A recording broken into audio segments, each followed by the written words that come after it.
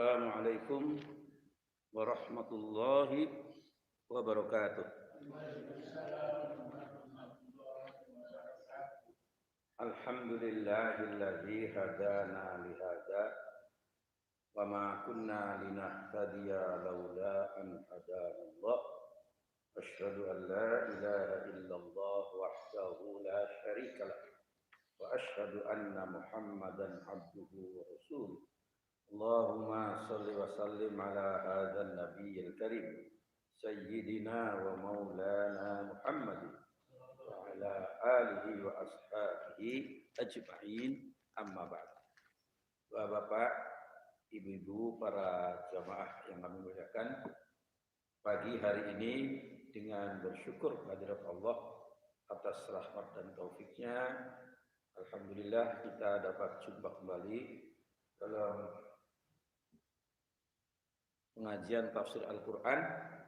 Semoga acara ini dapat membimbing kita menuju pemahaman agama yang baik dan dapat kita amalkan dalam kehidupan sehari-hari. Amin ya rabbal alamin. Kita awali dan baca umul kitab Al-Fatihah.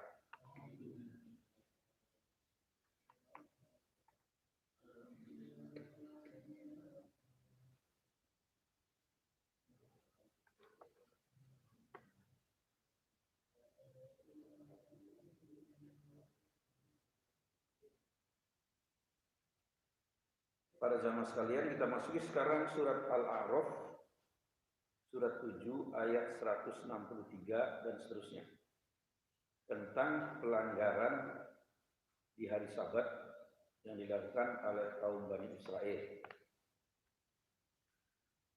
Bismillahirrahmanirrahim. Was'alhum, dan tanyakanlah kepada mereka Bani Israel, anil qaryatil lati kanat hadiratul bahri, tentang qaryah atau negeri yang terletak di dekat laut, di pantai hadiratul bahri. Idh ya'duna fi sabti, ketika mereka melanggar aturan pada hari Sabat. Idh ta'tihim hitanhum, ya, di waktu datang kepada mereka ikan-ikan yang berada di sekitar mereka. Yauma sabtihim, ya, di permukaan air pada hari Sabtu itu, di hari-hari, padahal, ya, surah wa yauma la yasbituna, dan pada hari-hari yang selain hari Sabtu, la ya'tihim kadzalik, tidaklah datang seperti ini. Nabluhum, kami menguji mereka, bima kanu yafsukun, terhadap apa yang mereka lakukan secara fasik. Jadi para jamaah sekalian, kaum Bani Israel itu diperintahkan ibadahnya hari Sabat, hari Sabtu. Sabtu nggak boleh kerja, nggak boleh bertani, nggak boleh cari ikan di laut, nelayan, nggak boleh berburu hewan di hutan, nggak boleh.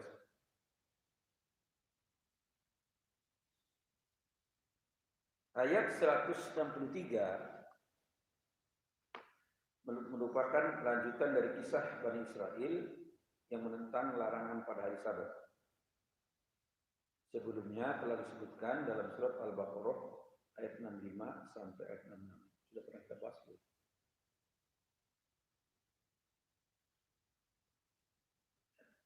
Ayat Al-Baqarah, surat Al-Baqarah ayat 65 sampai 66. Walaqad alimtumul ladzina tadaw minkum fis sabti wa qulna lahum kunu qiradatan khasi'in wa ja'alnaha nakal lima bayna yadayha wa ma khalfaha wa mau'izatan lil muttaqin. Itu Al-Baqarah yang belum tadi. Bani Israel melanggar larangan pada hari Sabat itu sehingga ditimpa bencana. Ayat ini disampaikan oleh Nabi Muhammad ketika beliau masih berada di Mekah, yaitu ketika beliau masih belum bersinggungan dengan orang-orang Yahudi. Jadi di Mekah beliau belum bersinggungan dengan orang Yahudi, di Madinah baru. Sedangkan beliau adalah seorang ummi, tidak pandai baca dan menulis. Allah berfirman, "Wa ma kunta tatslu min qablihi min kitabin wa la tahuttuhu bi yaminik idzal lartabal mubtilun." Dan kamu Muhammad tidak pernah membaca sebelumnya, yakni Al-Quran, suatu kitab pun, dan kamu tidak pernah menulis suatu kitab dengan tangan kananmu. Andai kata kamu pernah membaca dan menulis, benar-benar ragulah orang-orang yang mengingkarinya. Salah satu hikmahnya Rasulullah itu tidak pandai baca tulis, supaya umat waktu itu tidak menuduh bahwa Quran itu dari Nabi. Karena beliau pandai baca menulis, orang pada menuduh itu dari karangan Muhammad. Salah satu hikmahnya. Yang kedua, situasi sosiologisnya, Bapak. Orang-orang Arab di masa itu sangat kuat hafalannya. Kalau mendengar orang pidato, dia pidato lagi, persis bisa. Luar biasa. Hafalan orang-orang Arab. Apa? Mereka terlatih semua dengan hafalan. Menghitung dengan hafalan apa. Maaf para jamaah sekalian, saya melihat hal seperti ini ya, pada ibu saya. Ibu saya itu kalau menghitung cepat sekali. Kita masih ya, sekian. Apa? Kebiasaan dia, hafalan. Kita masih jumlah, kadang-kadang salah ketik, kadang-kadang lama, sekian.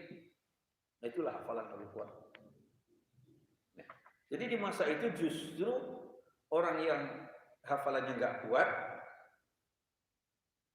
itu yang belajar baca tulis. Ya, karena hafalannya kuat. Jadi justru waktu itu di suasana sosiologis waktu itu, orang baca tulis itu menunjukkan orang hafalannya nggak kuat. Maka banyak para penyair yang memerintahkan murid-muridnya untuk merahasiakan bahwa dia bisa baca tulis. La tuhbir bi anni katibun maqari. Jangan kau beritakan pada orang lain bahwa aku bisa baca dan tulis. Saya begitu Pak Sos. Jadi jangan nanti dipahami ya beda. Jadi sesuatu yang harusnya beda. Al-Ankabut surat 29 ayat 48. Disampaikannya ayat ini oleh Nabi Muhammad pada khalayak ramai menunjukkan bahwa beliau benar-benar seorang nabi dan rasul. Hanya menerima wahyu dari Allah SWT. Wahyu itu berisi berbagai ajaran, tuntunan dan bimbingan, serta berita-berita masa lalu yang tidak diketahui oleh umumnya masyarakat pada waktu itu. Al-Quran ada tuntunan, ada bimbingan, ada pelajaran, dan ada sejarah masa lalu yang belum pernah diketahui oleh masyarakat waktu itu. Seperti misalnya peristiwa ini, orang-orang Arab nggak pernah tahu tentang Bani Israel begitu, maka diberitakan oleh Al-Quran. Dulu Bani Israel begini loh.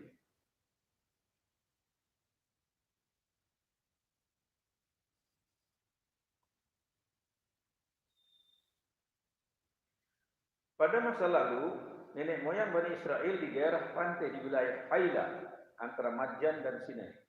Madyan itu sekarang Jordan. Ya. Nah, dan itu Jordan sampai dataran Sinai, pinggir pantainya itu.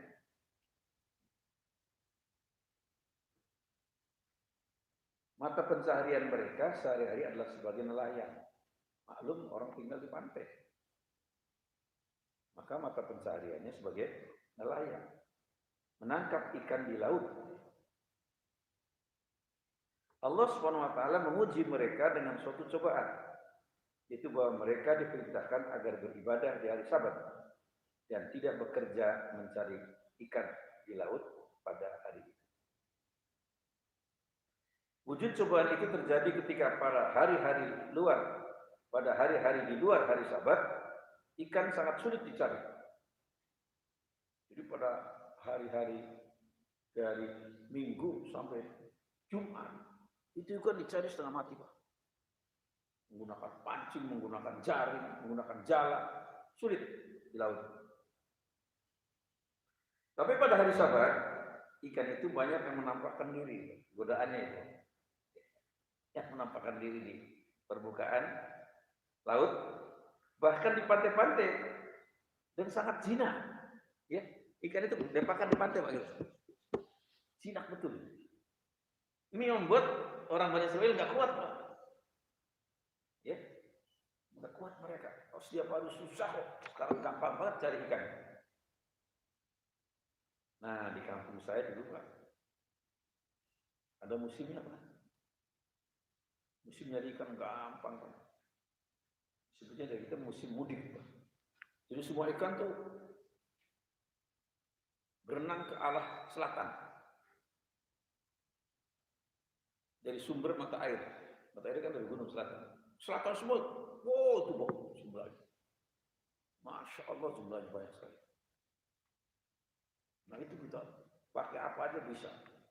Digaruk pakai seser, digaruk pakai gas.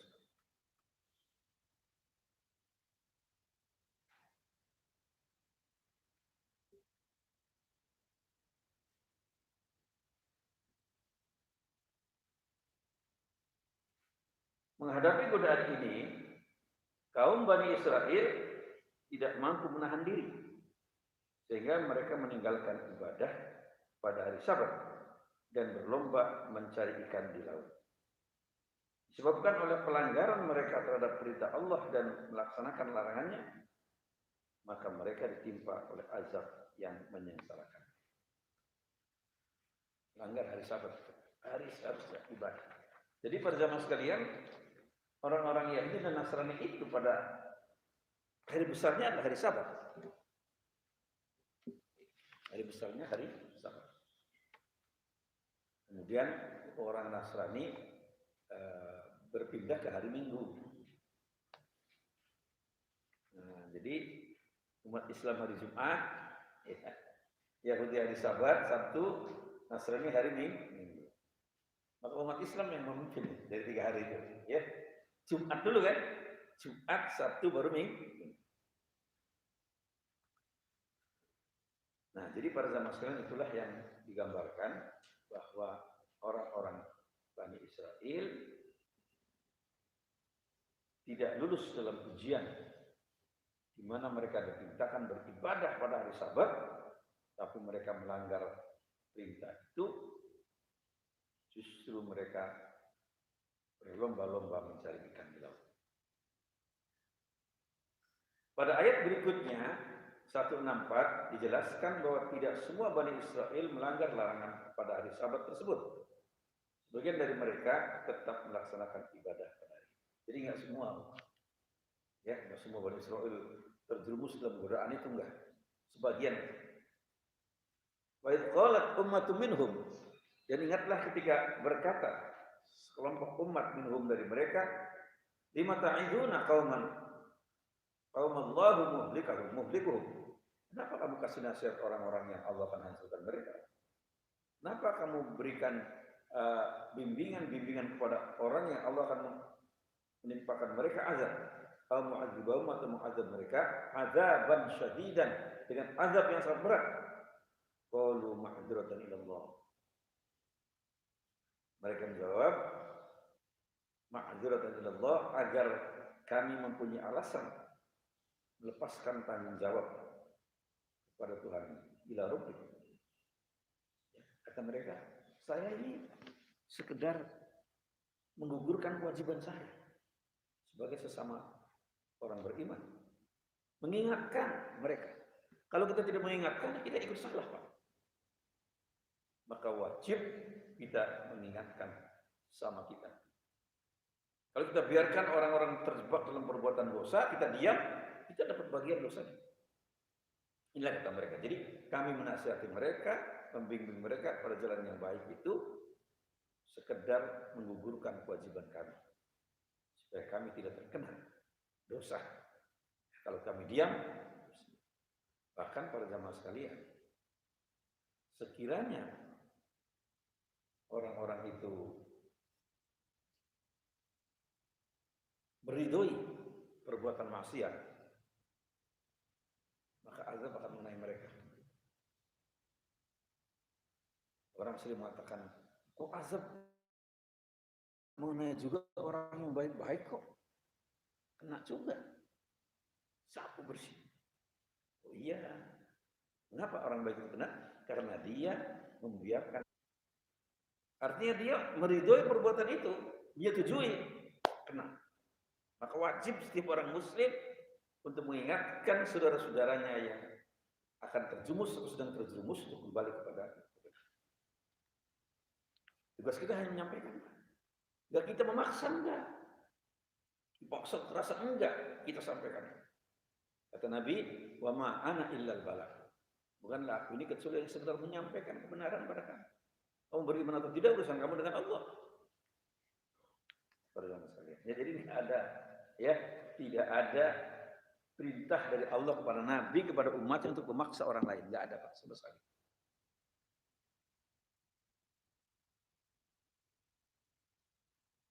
Ya. Dijelaskan la ikraha fid din. Tidak ada paksaan dalam agama. La dina fil ikrah. Tidak ada agama untuk memaksakan orang lain. Enggak. Kita menyadarkan mereka, bukan memaksa. Jadi pada zaman sekalian sebagai jelas itu. Ya. Kalau kita menyampaikan agama kita dengan seperti ini, maka orang lain akan simpati pada kita, Pak. Tapi kalau kita memaksa, orang lain akan marah. Coba kalau kita nasihati orang kita dengan angkuh, dengan kesombongan, soal kita benar, paling benar. Orang lain salah, oh itu orang ditolak. Tapi kalau kita dialog dengan mereka secara baik, kita sampaikan secara kita dengan rendah hati, dengan keikhlasan, mereka akan terima. Tapi kalau kita dengan keangkuhan menasihati orang lain, ditolak keras.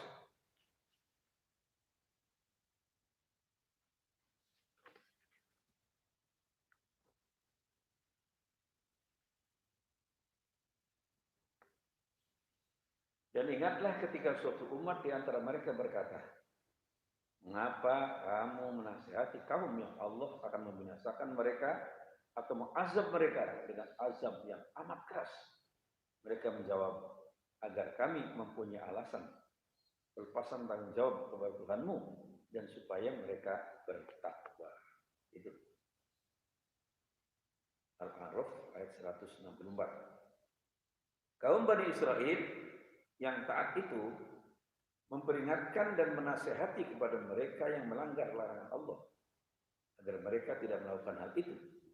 Sebagian dari mereka mempertanyakan, kenapa engkau menasehati suatu kaum yang Allah SWT akan membinasakan dan mengazab mereka dengan azab yang keras? Orang-orang yang memberikan peringatan dan nasihat itu menjawab, kami memperingatkan dan menasihati mereka agar lepas dari tanggung jawab atas kesalahan mereka. Ya, pas tanggung jawabnya. Sudah dinasihati kok mereka. Kalau belum dinasihati berarti kita pernah. Ya. Karena apabila seseorang yang memahami tidak memberikan nasihat dan peringatan, maka ia akan terkena sebagian dari azab itu. Diam, salah. Harus sampaikan. Kalau sampaikan kita bahaya, bisa terjadi Pak. Kita menyampaikan kebenaran kita bahaya ditangkap atau borgol, bui, bisa kan? Jadi kalau begitu kita cukup ingkar dalam hati. Kalau kita tidak setuju itu, kita menolak itu. Ini lepas ya. Maka ada 3 tingkatan kan dalam perintah kebaikan. Ya. Man ra'a minkum munkaran falyughayyir biyadihi. Yang pertama. Siapa yang melihat suatu kemungkaran timbul tengah-tengah masyarakat, maka hilangkanlah kemungkaran itu biyadihi dengan tangannya, dengan kekuasaannya. Dia berkuasa. Saya misalnya punya perusahaan. Saya punya banyak karyawan, lebih dari 100 orang. Dalam perusahaan saya katakan tidak boleh minuman keras, tidak boleh itu harus ada bisa. Tapi kadang-kadang kita nggak punya kekuasaan. Ya. Maka apa? Fa illam yastati, kata Nabi, jika Anda tidak bisa, tidak mampu merubah dengan kekuasaanmu, wabilisan, dia mengubah itu dengan lisannya, menasihati, atau dengan tulisan. lisan atau tulisan. Kita sekarang bisa menulis di mass media, di Facebook, ya, di internet, ya, menulis. Fa'ilam yastati juga nggak bisa juga kalau kita bicara mengenai kita dibelenggu, terjadi pada masa-masa yang lalu. Saya kita belum menolak asas tunggal. Oh itu benar kita itu ya di korban. Itu kita apa? Fabiqalbihi. Maka dia menolak keburukan itu dengan hatinya. Dalam hatinya merasa aku tidak suka itu. Ya, jadi wadzalika yang ini kata Nabi yang nomor 3 ini dengan hatinya itu ad'aful iman, iman yang paling lemah. Masih bagus masih ada imannya. Kalau enggak lagi enggak ada iman. Tiga-tiganya enggak dilakukan, itu tadi berdosa itu terjadi.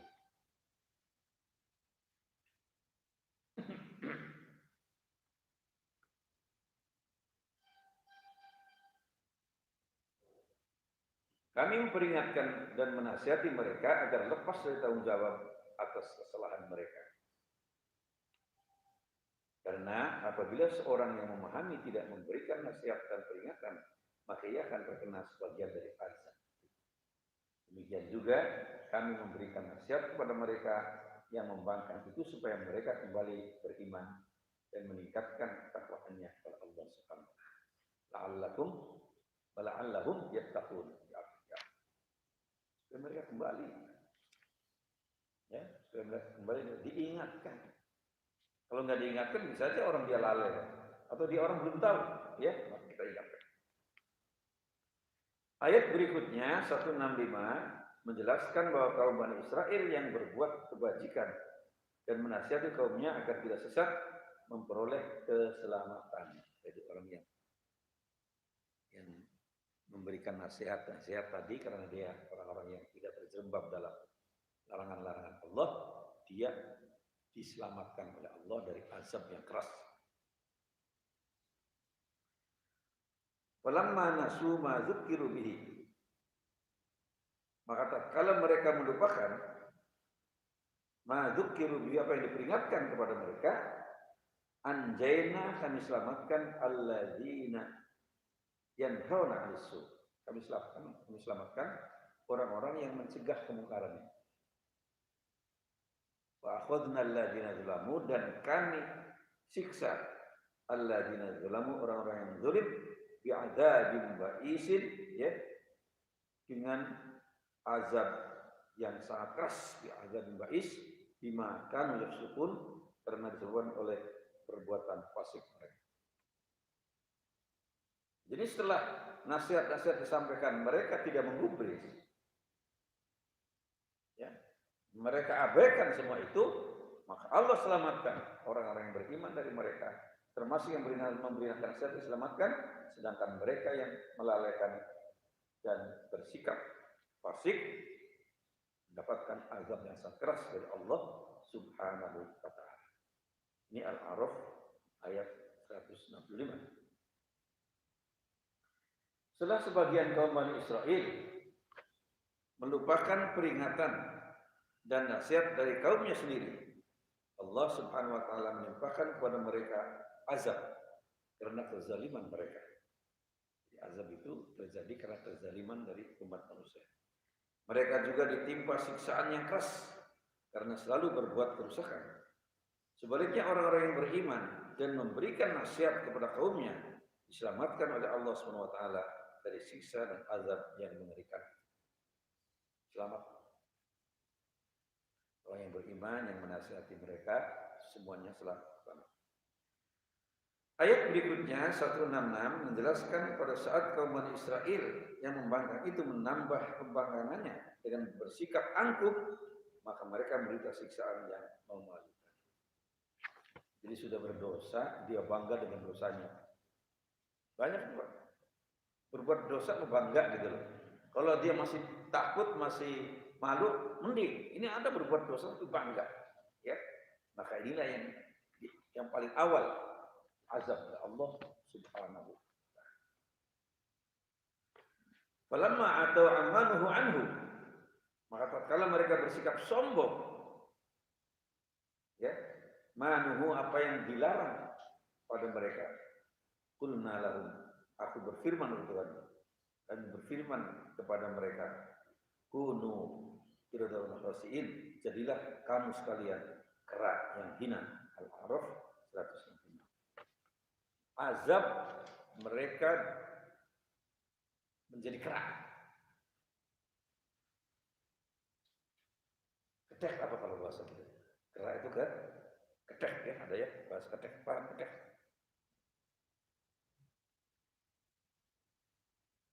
Sedih-sedihlah semua lah, ya. Kera, kedek, apalagi itu beruk apa? Ya di Sumatera ada beruk kan? Macam itu orang hutan, ya.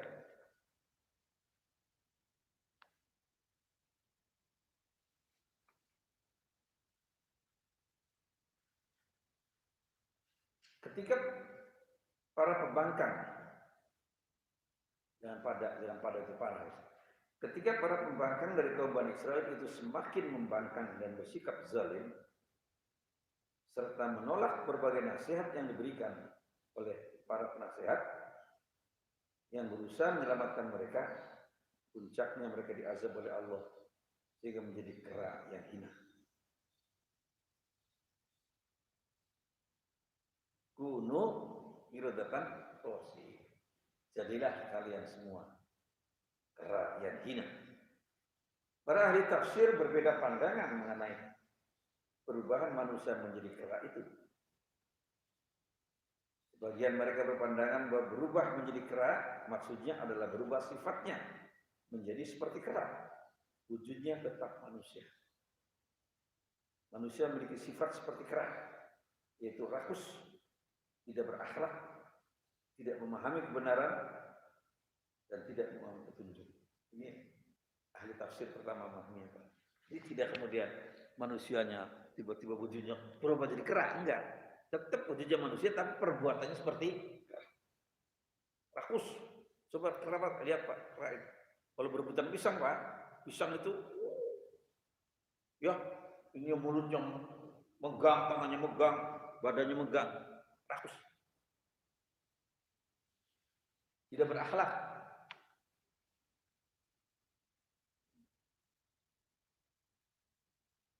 Tidak memahami kebenaran. Nah, kera diajak sholat, enggak mampu. Diajak sholat, enggak mampu. Ya, jadi orangnya seperti itu kira-kira menurut ahli tafsir yang pertama. Dan tidak memahami petunjuk.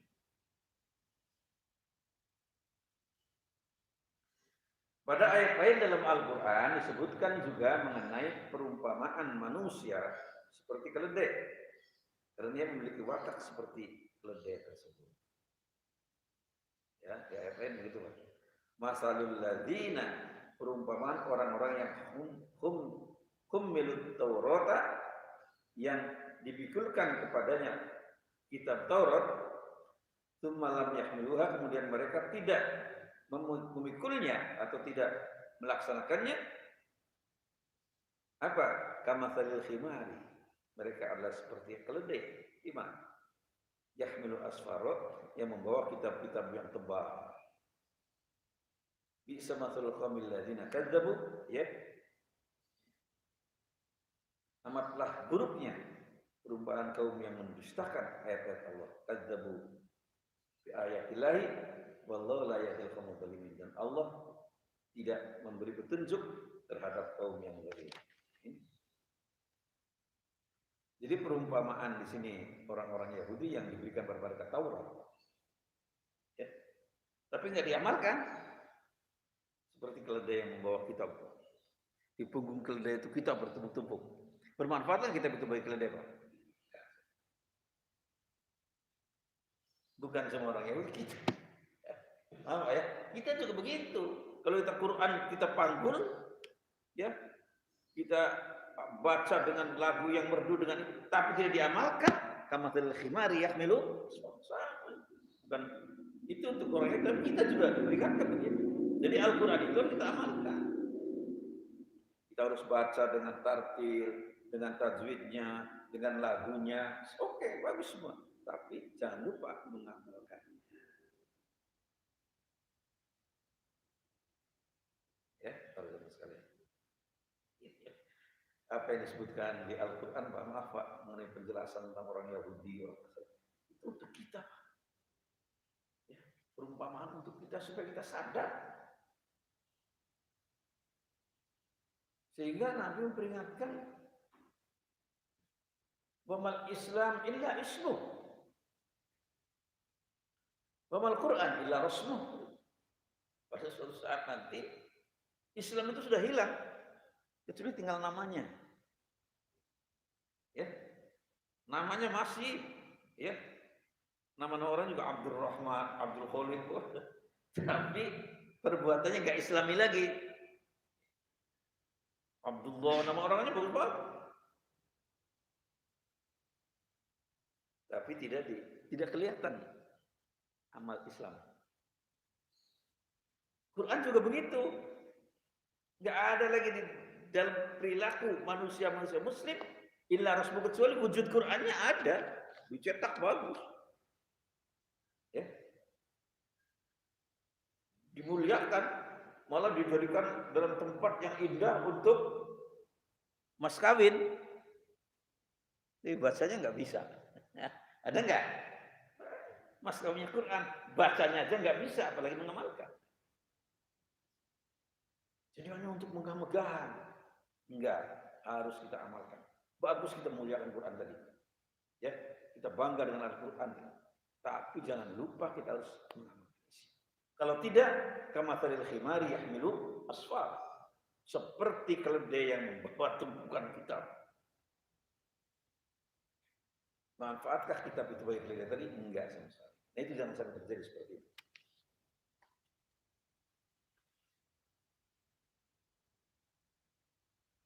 Pendapat ahli yang kedua menafsirkan bahwa menjadi kera tersebut benar-benar manusia itu berubah wujudnya menjadi kera. Jadi berubah betul wujudnya. Kelompok yang kedua mengartikan. Sehingga manusia itu wujudnya menjadi hewan. Kera, monyet, ketek, beruk, orangutan,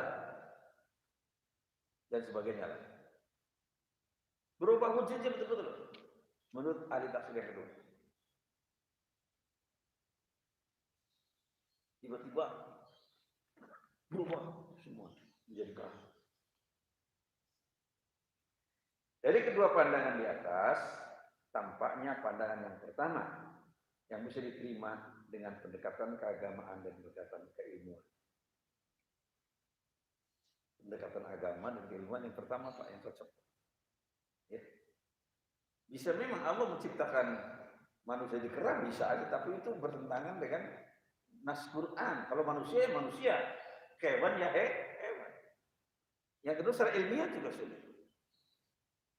Maka yang bisa diterima dengan mudah dan ta'ala syawab, semoga itu merupakan kebenaran, adalah pandangan yang pertama. Wujudnya manusia, tapi perilakunya, mentalnya seperti kera.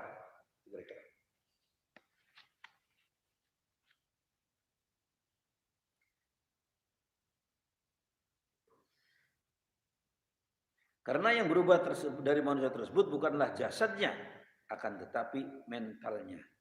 Dengan demikian bisa terjadi manusia itu tetap manusia, tapi mentalnya seperti mental anjing, serigala, domba, dan sebagainya. Ya, Nabi gambarkan ada suatu masa Nabi nanti, ya, pemimpin-pemimpin mereka kal usud, bagaikan singa.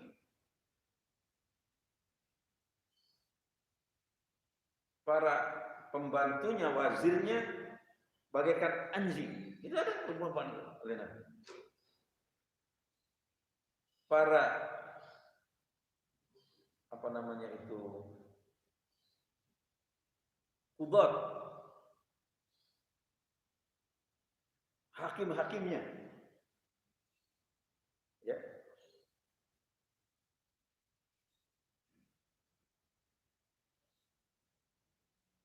ya, seperti, ya, serigala. Wan nasu kulluhum kal ghanam. Kenapa? Manusia aja semua seperti kambing, Bapak. Fa kaifa ya'ishul ghanam? Bagaimana kambing itu hidup di antara singa, serigala, dan anjing? Gimana kira-kira, Pak? Dimakan nggak itu? Itulah kalau masyarakat. Jadi rakyat itu menjadi sasaran. Jadi ini perumpamaan saya kaitkan dengan ini, bahwa bisa. Manusianya semanusia, tapi apa misalnya seperti anjing itu perumpamaan Bapak? Dia tergantung siapa yang memberi. Anjing itu, Pak, taat tunduk.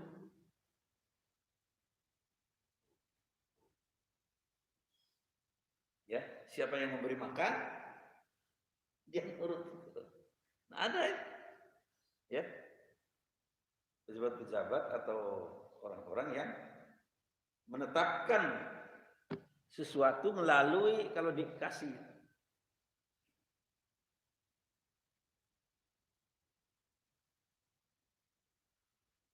Ya, ada. Nabi gambarkan seperti itu. Artinya di sini para jemaah sekalian, pandangan yang pertama tadi lebih tepat secara keagamaan maupun secara keilmuan, ya gitu. Ya, kita jelas.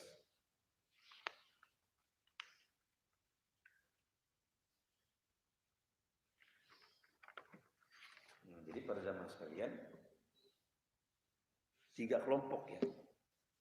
Harus hati-hati dan harus bersikap adil. Pertama pemimpin,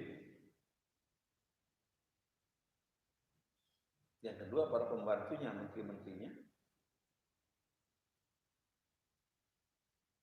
yang ketiga para hakim dan jaksa.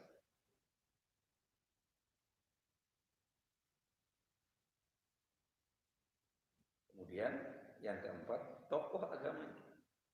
Itu harus semuanya baik. Kalau nggak baik, yang korban rakyat.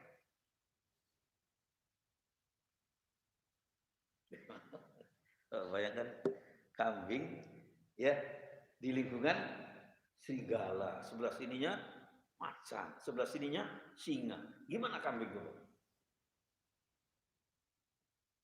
Perumpamaan dari Nabi, Pak, luar biasa. Ya, kita bisa bayangkan betapa ngerinya. Termasuk tokoh agama, ilmuwan, termasuk ilmuwan dan ulama harus baik.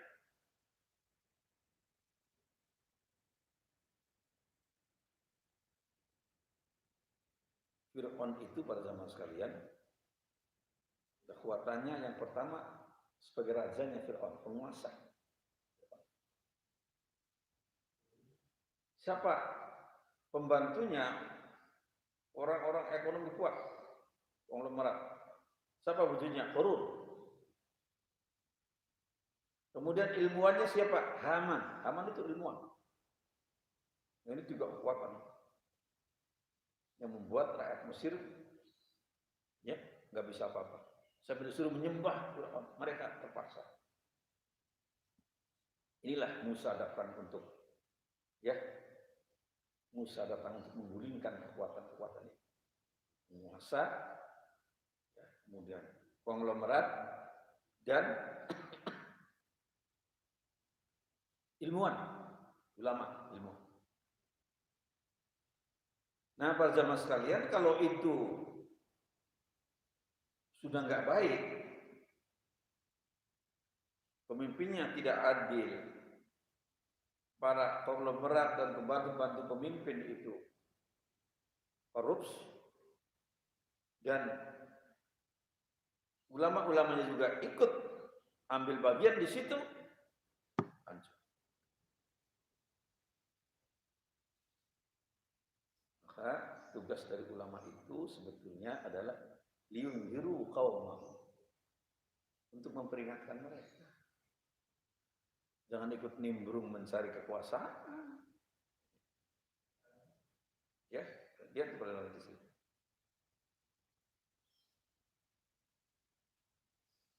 tidak layak, kata Al-Quran, bagi kamu semua. Yanfiru kafah, semuanya lari ke bidang politik. Walaula nafar min kulli firqatin ta'ifatun liyatafaqahu fid-din. Jadilah kamu, sebagian dari kamu, orang-orang yang mendalami agama terus menerus. Apa tujuan mereka? Waliyunziru qaumahum idza raja'u.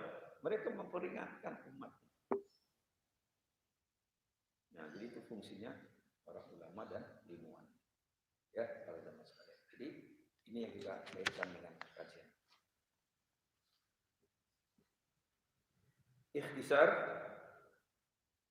kaum Bani Israel diperintahkan agar beribadah setiap hari Sabat dan dilarang melakukan kegiatan lain seperti berburu, bertani, mencari ikan, dan sebagainya.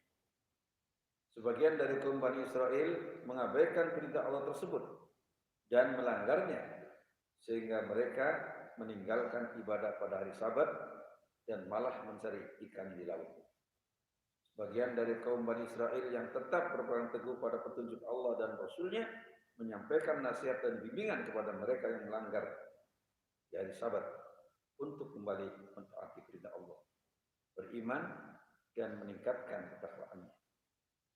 Bagi mereka yang melanggar perintah Allah dan mengerjakan larangannya, ditimpa azab yang mengerikan. Setelah sebagian dari mereka mengingkari kebenaran dan merasa bangga dengan pelanggaran itu serta bersikap angkuh, maka mereka diazab oleh Allah Subhanahu wa taala sehingga menjadi kera yang hina dina. Menjadi kera bukan keraka. Diperbaiki apa? Menjadi kera dipahami ahli tafsir, ada yang dipahami secara hakikat yang artinya fisiknya menjadi kera, dan sebagian ahli tafsir memahaminya secara majaz atau metaforis, artinya manusia itu tetap berwujud manusia tapi mentalnya seperti kera yang hina dan hina. Demikian pertemuan kalian hari ini. Masih ada waktu, silakan kalau ada pertanyaan.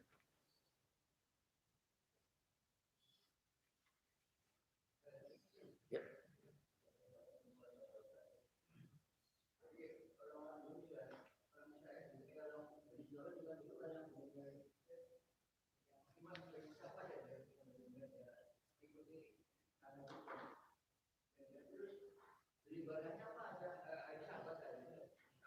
Ya. Ya, ibadah yang lain mereka itu diperintahkan. Hah? Hari Minggu. Iya. Ya, itu hari besar mereka sebetulnya, hari Sabat itu ya. Nah, hari-harinya mereka ada ibadah juga. Yang disebutkan untuk umat Nabi Musa itu kan 50 waktu, 50 kali. Tapi ibadahnya belum sesempurna kita. Mereka mengenal ada sujud gitu ya. Kita kan udah lengkap sekali. Jadi kalau ibadah sholat ini yang kita Pak, ya itu waktu Nabi Mi'raj itu ada malaikat yang berdiri terus beribadah pada Allah. Ada malaikat yang ruku terus. Ada malaikat yang sujud terus selamanya. Ada malaikat yang tasbih terus. Nah, sholat ini kumpulan dari itu, Pak. Ada berdiri, ada ruku, ada sujud, ada tasbih, ada takbir. Maka kalau dilihat nanti teman-teman sekalian, ibadah yang paling indah itu sholat. Lihat kalau lihat kita di lapangan orang sholat, masya Allah, seragam, Pak. Bayangkan sedunia, Pak, sama, sampai kakinya itu, ya. Indah, indah. Agama lain nggak jelas Pak sekarang. Gimana ibadahnya Pak? Ada yang nyanyi-nyanyi, macam-macam lah. Tapi kalau kita nggak ada, lengkap sampai letak kaki, jelas. Tahiyat awal ya duduknya begitu semua. Sedunia begitu. Tahiyat akhir duduknya begitu. Kalau ruku begitu, sujud. Jadi inilah salah satu hal yang menarik bagi pengikut-pengikut ya agama lain. Kalau mereka mempelajari Islam, maka nanti banyak mereka yang masuk Islam. Sekarang ini luar biasa, Pak. Ya, di Rusia misalnya, itu umat Islam berkembangnya luar biasa. Di negeri-negeri barat, Prancis, ya, kemarin itu ada seorang pendeta ditugaskan di Afrika, pulang ke Prancis dan menjadi muslimah. Ya, ya luar biasa. Kaget orang Prancis semua, tapi ada kenyataan, dia jelaskan.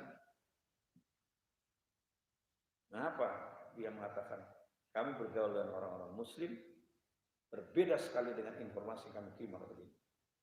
Orang Muslim sangat menghormati kaum perempuan, menghormati kaum wanita, memuliakan kaum wanita. Jadi diberitakan dulunya kan nggak begitu, Pak. Ya, umat Islam itu sering kawin kan itu ya. Padahal enggak lah. Nah, jadi setelah dia melihat langsung bagaimana kehidupan umat Islam, jadi dia masuk Islam. Di Amerika itu banyak penyanyi-penyanyi terkenal, bintang-bintang film terkenal Amerika. Siapa? Ya banyak lah. Ya. Nah, jadi ini para jemaah sekalian, hal-hal yang kita harus kembangkan di dalam dakwah kita dengan apa Al-Quran bil hikmah, dengan kebijaksanaan yang sangat mendalam, wal mau'izil hasanah, dan nasihat-nasihat yang baik menyentuh kalbu seorang, dan bertukar pikiran, fajadil billati ahsan, bertukar pikiran dengan cara yang terbaik. Ini dakwah kita. Ada lagi yang lain? Silakan.